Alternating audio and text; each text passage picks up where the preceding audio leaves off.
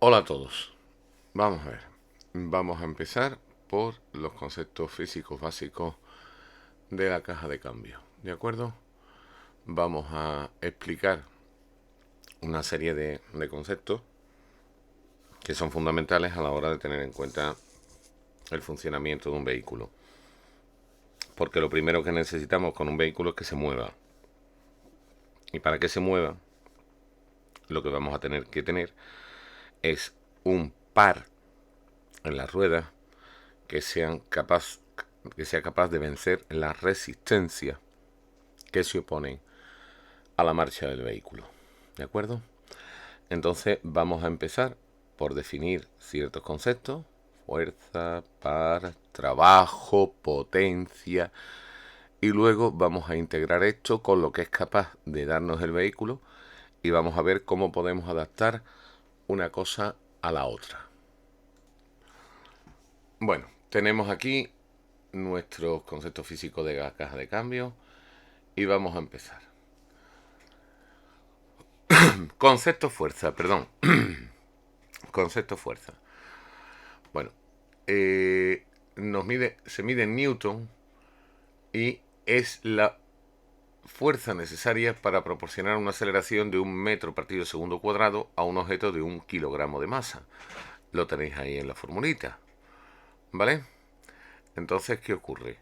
Que si nosotros queremos imprimir una aceleración, es decir, que algo pase de estar parado a estar moviéndose o de estar moviéndose a estar parado, que en cuyo caso sería una aceleración negativa, ¿vale? Pues vamos a tener que hacer algo. Ese algo es aplicar una fuerza.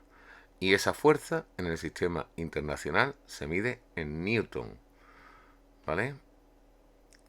Entonces, pues bueno, 1 kilogramo masa por una aceleración de 1 metro segundo cuadrado. Tiene sus múltiplos y sus submúltiplos y los tenéis ahí. ¿De acuerdo? Yo creo que este concepto es algo que ya habíais estudiado hace mucho tiempo y que os pareció que no tenía demasiada importancia, pero que ahora lo vamos a tener que utilizar. Entonces, bueno, pues ahí lo tenéis. Le echáis un vistacito y lo pensáis.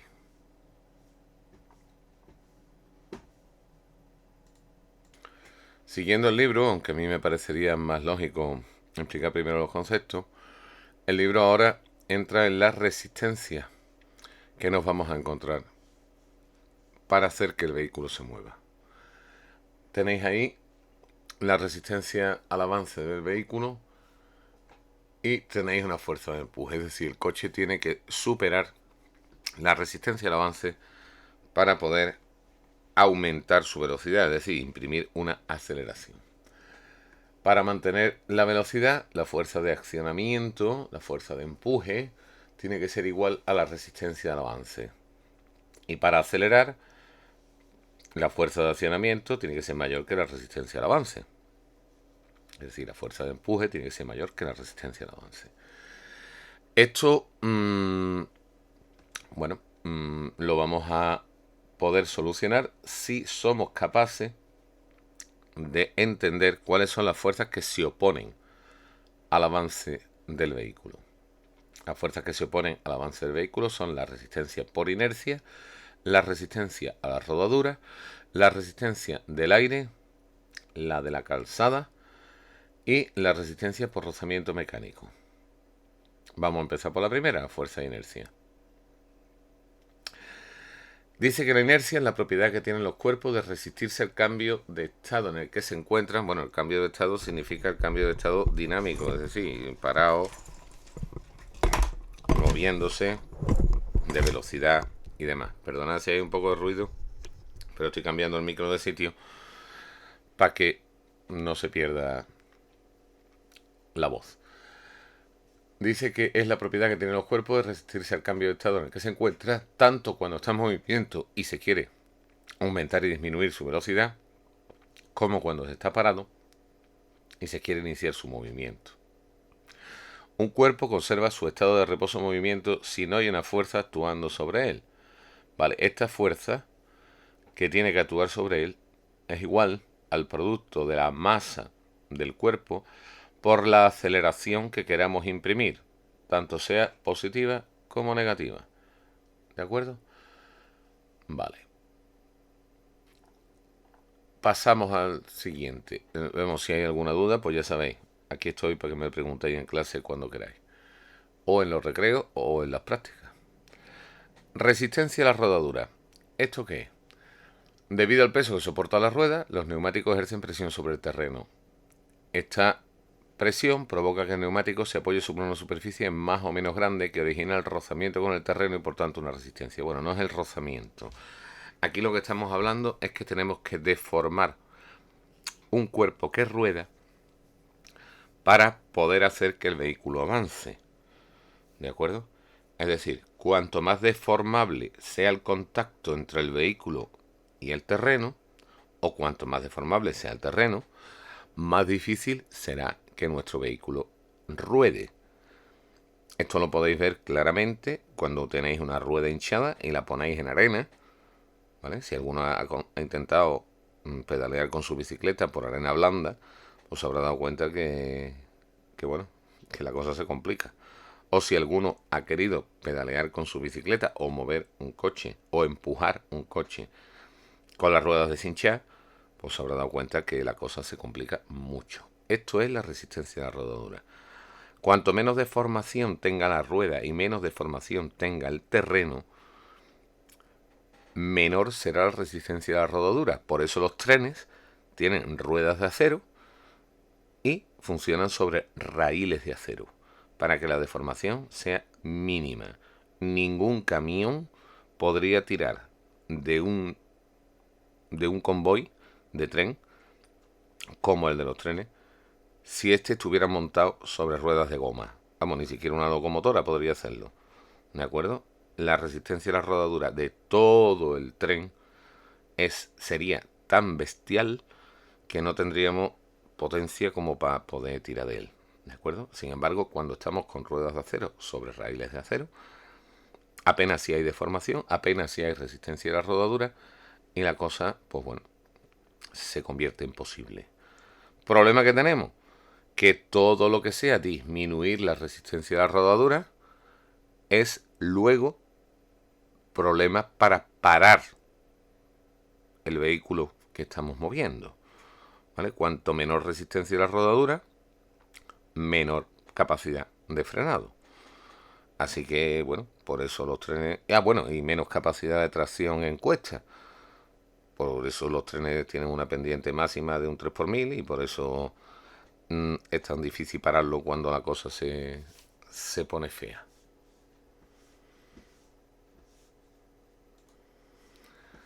Esta resistencia a la rodadura va a depender de una serie de características, ¿vale? De una serie de elementos.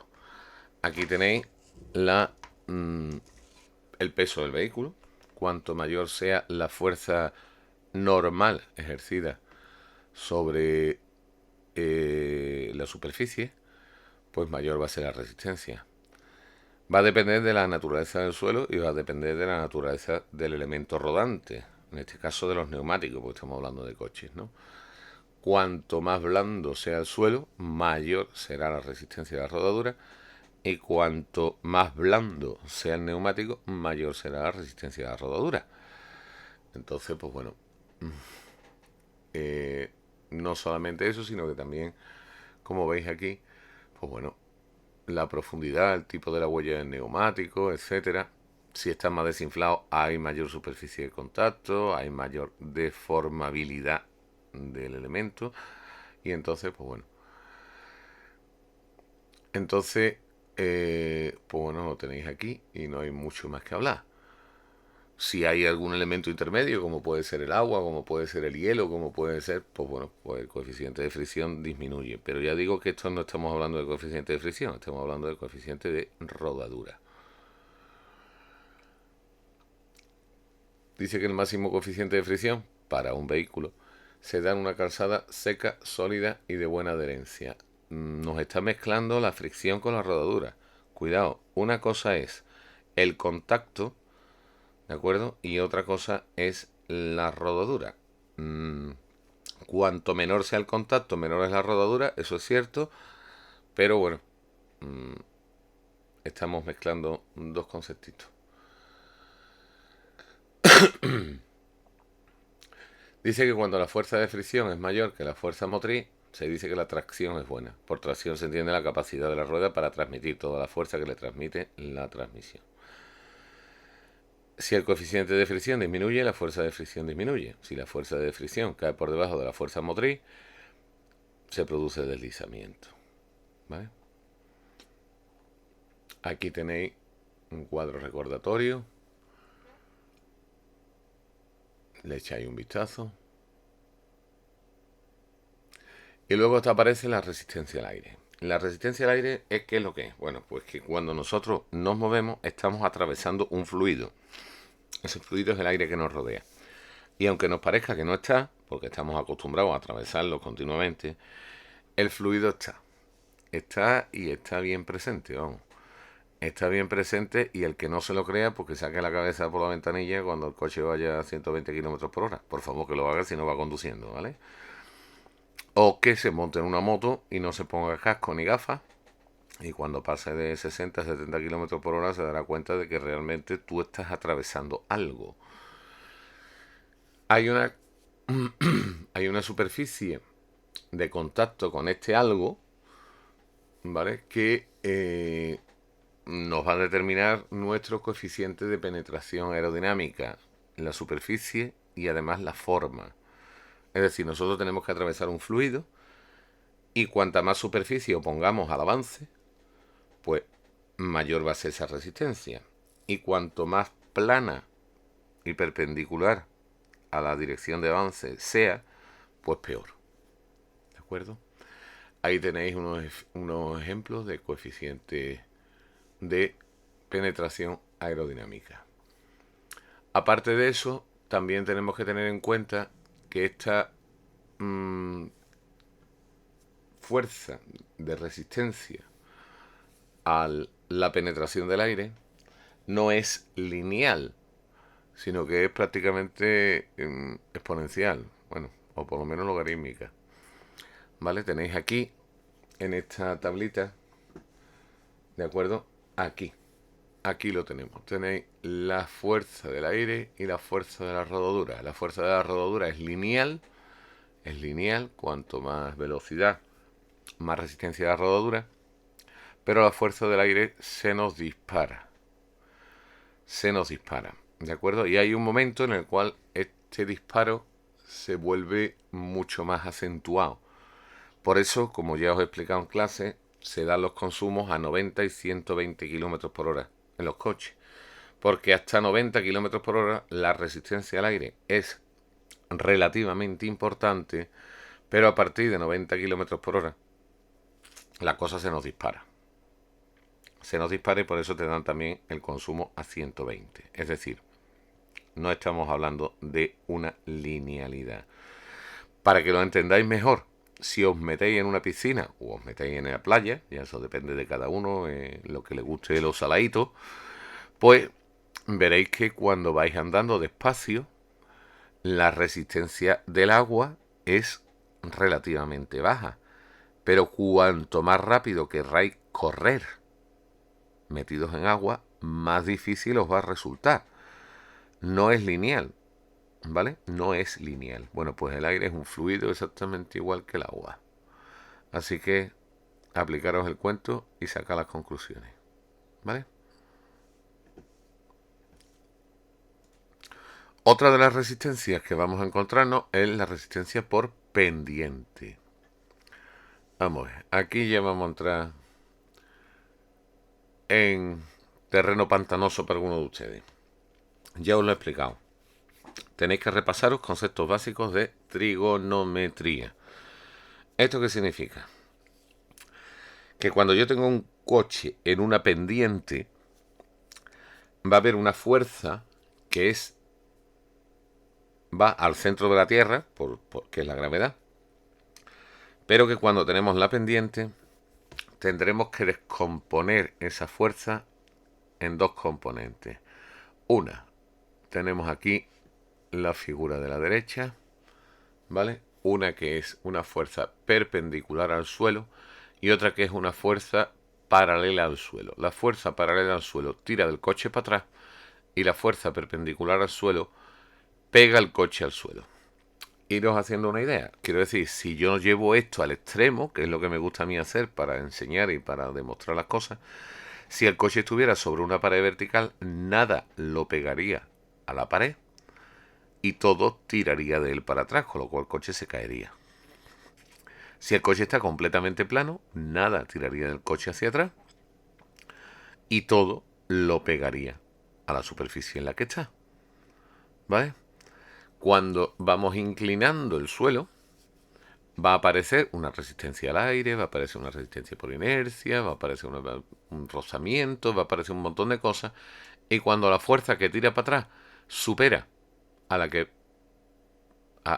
a todas las demás que están relacionadas con lo que lo pega al suelo, el coche empezaría a caer puesta abajo, ¿de acuerdo? Entonces, pues bueno, ahí lo tenéis. Esta fuerza, que contrarresta la fuerza motriz y la fuerza de resistencia por pendiente, depende del peso del vehículo, de la inclinación de la calzada. Y entonces viene dado por el peso del vehículo en newton multiplicado por el seno de alfa, siendo alfa el ángulo que forman la calzada y la horizontal. ¿De acuerdo? Este ángulo normalmente no se da, sino que se da en un valor que es en tantos por ciento, que es cuánto sube el coche cuando avanza 100 metros.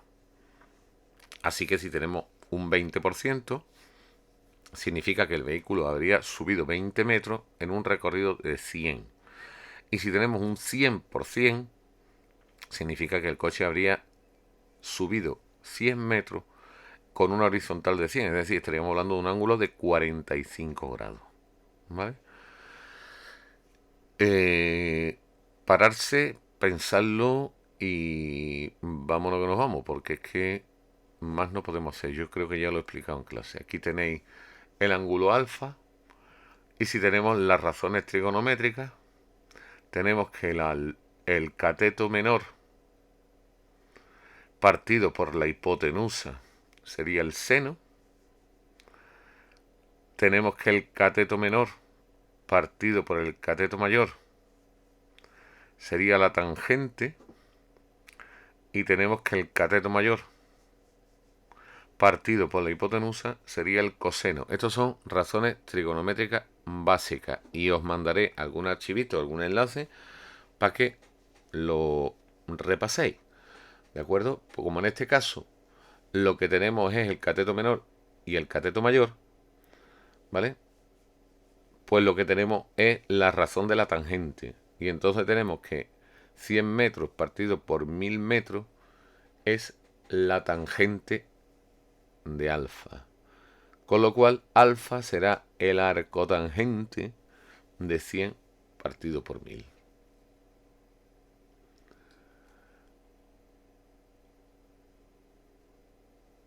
Así podemos calcular nuestro ángulo.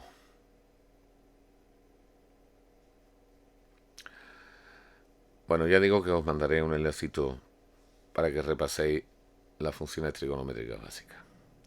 Luego tenemos la resistencia por rozamiento mecánico. ¿Esto qué es lo que es? Bueno, esto es que independientemente del aire, de la pendiente y de todo lo demás, pues vamos a tener un motor, vamos a tener una caja de cambio, vamos a tener un diferencial, vamos a tener... Bueno, es decir, hay que mover un montón de chismes que además pesan. ¿De acuerdo? Entonces, aunque ustedes cojáis un coche y lo levantéis en un elevador, si tenéis que moverle las ruedas con una marcha metida, os vais a dar cuenta que aquello cuesta trabajo moverlo. Cuesta trabajo moverlo porque hay un montón de piezas que pesan, que rozan y que hay que hacerlas mover. ¿De acuerdo? Dice que suele oscilar entre un 5 y un 15% de la potencia transmitida por el motor en función de las ruedas motrices.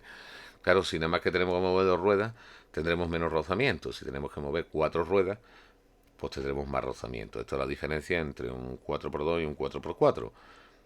O un 8x8 o un 10x10, vamos, porque también hay cositas por ahí que son para verlas. Entonces, ¿qué ocurre? Cuantas más piezas tengamos que mover, más potencia vamos a consumir en mover esas piezas. Bueno, ahora pasa a lo que yo creo que había que haber explicado antes, pero bueno, como estamos siguiendo nuestro libro, pues aquí estamos. ¿Vale? Ahora viene el concepto de trabajo. Ya os lo he explicado en clase. El trabajo es una fuerza por un desplazamiento. Es decir, si yo tengo que coger un saco papa de 25 kilos y tengo que trasladarlo 10 metros, da igual si tardo 10 segundos que si tardo 2 días. El trabajo que tengo que realizar es el mismo. ¿Vale? Es fuerza por desplazamiento y cuando la fuerza viene en newton y el desplazamiento viene en metros, esto se llama julio. ¿Vale? Entonces, bueno, pues aquí lo tenéis. Ya digo, da igual el tiempo. ¿Qué pasa? ¿Cómo influye el tiempo? Cuando influye el tiempo, cuando queremos ver cómo influye el tiempo, tenemos que pasar un poquito del concepto de trabajo y pasarnos al concepto de potencia. La potencia es el trabajo partido por el tiempo, es decir, en cuanto menos tiempo haga yo mi trabajo, mayor potencia estaré desarrollando. Con lo cual, si yo mi saco de papas de antes, de 25 kilos, lo llevo en un segundo, en 25 metros, pues estaré desarrollando una potencia bestial comparada con la que estaré desarrollando si ese saco de patatas en moverlo esos 25 metros tardo una hora. ¿Vale? Es decir, cuanto más rápido realice el trabajo, mayor potencia necesito. ¿Vale? Y la potencia se llama, se denomina, se nombra en vatios. ¿Vale? Un vatio es un julio por segundo. ¿De acuerdo? El trabajo lo medíamos en julio, la potencia la tenemos en vatios, porque la unidad en el Sistema Internacional del Tiempo es el segundo. Y bueno, pues ya está. Aquí tenemos los múltiplos y los submúltiplos. ¿De acuerdo? Que bueno, esto ya es lo de siempre. Son los mismos prefijos para los mismos múltiplos.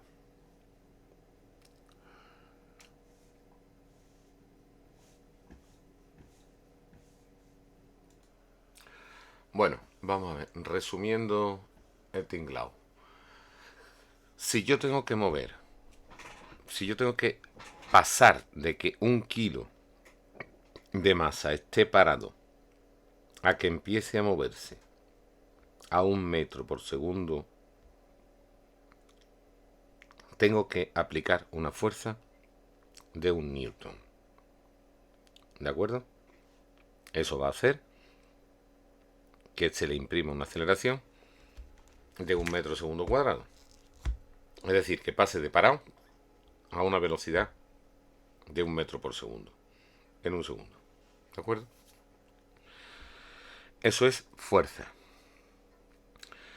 Si yo esa fuerza la estoy aplicando a lo largo de 1 metro, pues voy a tener 1 metro segundo cuadrado durante 1 metro y eso va a ser un julio. ¿De acuerdo? Si lo hago durante 2 metros, tendré 2 julios. Si lo hago durante 3 metros, tendré 3 julios. Y eso es el trabajo. ¿En cuánto tiempo aplico yo ese trabajo? Bueno, pues si una masa de 1 kilo la pongo a 1 metro por segundo, en un segundo durante 1 metro, pues tendré un vatio. Si consigo hacerlo en menos tiempo, tendré más vatios. Y si tardo más tiempo, tendré menos vatios. Eso es la potencia. ¿De acuerdo? Bueno, yo creo que con esto ya, si no os enteráis, macho, me lo preguntáis, pero me parece a mí que ha quedado medio claro. Del tema de palanca vamos a hablar poco, porque ya está todo explicado en el vídeo de los problemas de mando de embrague. Así que el efecto de las palancas vamos a dejarlo un poquito atrás, ¿vale? Porque ya está más que explicado. Dice que, bueno, cuando tengamos una rueda, pues tenemos una fuerza multiplicada por una distancia, que es un par, que es lo que aquí se denomina m, ¿de acuerdo? Y entonces, pues ese par va a ser el que vamos a tener en cuenta. Dice que, como hemos visto anteriormente, la potencia es trabajo en un determinado tiempo. Yo ya creo que está más que explicado. Y por lo tanto, el trabajo es el producto de la fuerza por el camino que recorre. Podemos expresar entonces que la potencia es la fuerza por el espacio partido por el tiempo. Y en un movimiento giratorio, la distancia recorrida es la longitud de la circunferencia, es decir, la longitud es r por 2 por pi. El par de giros es fuerza por el radio y fuerza es el momento partido por el radio. Con lo cual la potencia es el momento partido por el radio multiplicado por la longitud de la circunferencia partido por el tiempo. Mira, escúchame, despacito os lo miráis y lo vais digiriendo, ¿vale? Entonces, pues bueno, la potencia en un giro al final es el par por el número de vueltas, que esto es lo importante. La potencia es el par por el número de vueltas. Es decir, mi motor me va a dar una potencia en cada régimen de revoluciones. Y esa potencia es el par en ese régimen de revoluciones por el número de vueltas que da. ¿De acuerdo? Con lo cual, con la misma potencia, puedo aumentar el momento si consigo disminuir el número de vueltas. Y eso es lo que vamos a ver que hace una caja de cambio. Una caja de cambio va a variar el número de vueltas, porque si disminuye el número de vueltas va a aumentar el momento para una determinada potencia. Es decir, va a aumentar el par en la rueda sin tener que hacer más maravillas que disminuir la velocidad de salida. ¿Vale? Yo tengo una velocidad de giro de salida y esa velocidad de giro de salida, si consigo disminuirla, es decir, 2πn, si consigo bajar esto, y esto solo puedo bajarlo bajando n, porque 2 y pi tienen la maldita costumbre de ser constantes, ¿vale? Si consigo variar n y la bajo, si consigo que n sea pequeña, voy a conseguir que m crezca, porque la potencia es la que me está dando el motor, ¿vale? Vamos a ver, en cada régimen de revoluciones el motor nos da una potencia, y para eso nos vamos a la curva de par y potencia que hemos visto tantas veces en clase, ¿de acuerdo? Yo en cada momento en cada momento del número de revoluciones, me explico, tengo una potencia, y esa potencia es una constante, es lo que me está dando el motor. Y no hay más que hablar, no hay más vueltas. Y ahora que los ingenieros vengan y mejoren la potencia en cada régimen de revoluciones. Pero en cada régimen de revoluciones que yo tengo una potencia, yo puedo, a base de variar n, cambiar m. Porque si bajo n, sube m. Es decir, si voy a menos vueltas, tengo más par. Como en la bicicleta. Vosotros montáis en la bicicleta, ponéis un plato chico y un piñón grande. ¿De acuerdo? Y entonces, ¿qué vais a tener? Vais a tener una reducción en n, es decir, vais a dar muchas pedaladas, pero vais a tener poco giro de la rueda. ¿Eso qué significa? Pues que estáis disminuyendo el número de revoluciones de salida y por lo tanto estáis multiplicando el par. Es decir, dais muchas pedaladas, tenéis muy pocas vueltas en la salida, pero tenéis mucha más capacidad de subir una cuesta. Bueno, pues esto es lo que hace una caja de cambio. Una caja de cambio lo que hace es variar n, el número de revoluciones de salida, para multiplicar m, el par que me está dando el motor. Porque el motor puede dar la potencia que puede dar y ninguna más. ¿De acuerdo? Bueno, pues aquí tenéis un ejemplo de cálculo y todas estas historias. Transmisión de revoluciones y par de fuerza. Bueno, pues ahora aquí os vienen unos ejemplos y aquí aparece un esquema de un coche, motor delantero longitudinal, caja delantera y transmisión trasera. ¿De acuerdo? Os aparecen las relaciones de transmisión. Ahora lo que vamos a aprender es cómo varía ese par que estoy aplicando en función de la relación de transmisión. Aquí lo primero que tenéis es una relación 1 a 1. Es decir, la rueda motriz, lo tenéis aquí, da una vuelta, tiene exactamente el mismo diámetro que la rueda conducida, que también da una vuelta, por cada vuelta que da la primera da una vuelta a la segunda, y por lo tanto la relación de transmisión es 1. ¿Vale? Es decir, el par de entrada es igual al par de salida. La potencia es la que es, no hay más. Pero el par de entrada es igual que el par de salida. Seguimos. Aquí tenemos una rueda pequeña de entrada y una rueda grande de salida. ¿Esto qué significa? Que la rueda pequeña va a dar muchas vueltas y la rueda grande va a dar pocas vueltas. ¿En qué relación? En la relación de los radios. Ni más ni menos. Porque la relación de los radios es la relación de la longitud. Y aquí podéis ver que la correa que se desenrolla de la rueda de entrada es la que se enrolla en la rueda de salida. Entonces, si esta es la mitad que esta, si la de entrada es la mitad que la de salida, pues la de salida va a dar la mitad de vuelta. ¿Eso qué significa? Que el par lo vamos a multiplicar por 2. Luego podríamos tener el caso contrario. Lo tenemos aquí. La rueda que se mueve es el doble que la rueda movida. ¿Qué ocurre? Que esta chiquitita va a dar el doble de vueltas. ¿Eso qué significa? Que la va a dar con la mitad de par.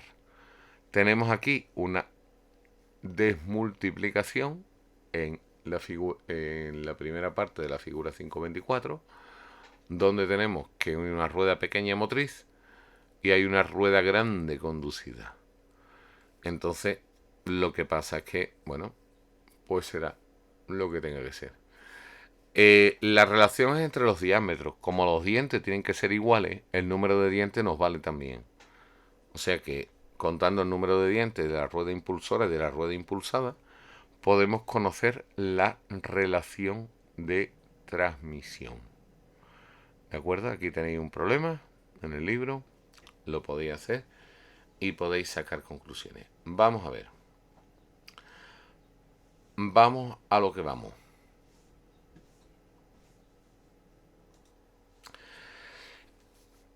Os recomiendo que además del libro os miréis el folletito esto de Renault que está en internet y que, bueno, os va a ayudar muchísimo. Vamos a hablar de la relación de transmisión. La relación de transmisión es, como su propio nombre indica, la relación entre el eje de entrada y el eje de salida. ¿Vale? Hay una velocidad de entrada y hay una velocidad de salida. Y esa velocidad nos va a determinar la relación de transmisión, que es la que vamos a utilizar para multiplicar o desmultiplicar el par, para multiplicar o desmultiplicar la velocidad. Os van a comer coco diciendo que si es la velocidad de entrada partida por la velocidad de salida. Mira, escúchame, me da igual. Yo quiero saber la relación. Y la relación se expresa de dos maneras distintas. Uno es la velocidad de entrada, el número de vueltas de entrada, partido por el número de vueltas de salida.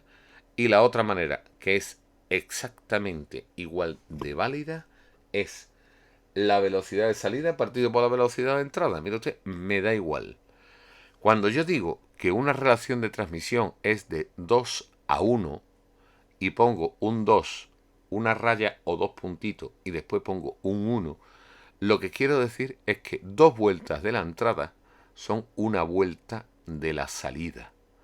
¿Vale?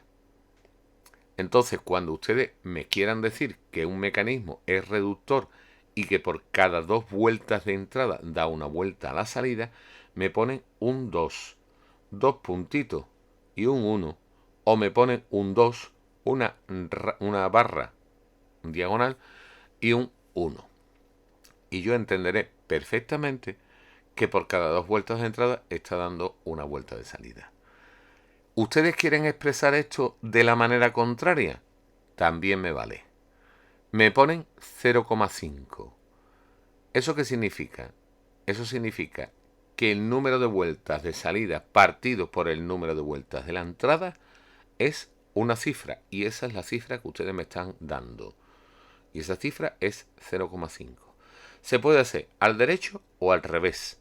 Lo único que hay que tener claro es cómo se expresa. Si hay un número, 2 puntitos o una barra y otro número, me están diciendo primero el número de vueltas de la entrada y después el número de vueltas de la salida. Si me están dando un número, me están diciendo cuál es el cociente entre el número de vueltas de la salida y el número de vueltas de la entrada. Es decir, al revés. Me da igual cómo me den la relación de transmisión. Las dos formas son válidas. Y las dos formas os las vais a encontrar. ¿De acuerdo? Me da igual 2 es a 1 que 0,5. 2 es a 1, 2 vueltas entrada, una vuelta salida. 0,5 es que la salida da la mitad de vuelta que la entrada. Es lo mismo. ¿Vale? Y no os rayéis más. No deis más vueltas. No hay una fórmula. Hay un concepto que hay que asumir. Y ese concepto es el que yo quiero que asumáis. ¿Vale? Ahora os explico aquí que el par varía la inversa de la velocidad, etcétera, etcétera. Bueno, os recomiendo que os hagáis el problema que viene aquí y que, bueno, miréis las dudas que tengáis, me las consultéis en clase y, bueno, pues poquito a poco. Las actividades finales no os las voy a exigir, no os las voy a pedir, no me da tiempo a grabar, corregir, preparar clase y todo lo demás, pero sí que os recomiendo que las hagáis. Y si tenéis alguna duda, pues vámonos que nos vamos a preguntar, coño, que para eso estamos. ¿De acuerdo? Bueno, pues hasta aquí este vídeo que ha sido un poquito más largo de lo normal, pero que hacía falta explicar los conceptos básicos. El siguiente vídeo, las cajas de cambio. Entramos ya.